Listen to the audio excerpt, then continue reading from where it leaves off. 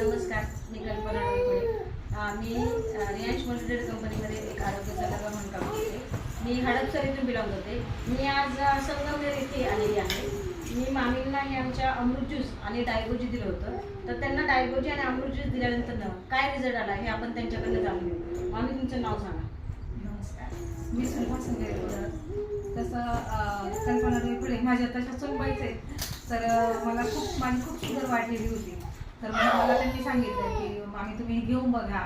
मग आणि विशेष म्हणजे मला इन्शुरन्स चालू होतं. तर मग हे अमृत ज्यूस आणि डायगोजी घेतल्यापासून मला 4 युनिट माझं कमी झालं आहे. म्हणजे 20 होतं तर 16वर आलं आहे आता.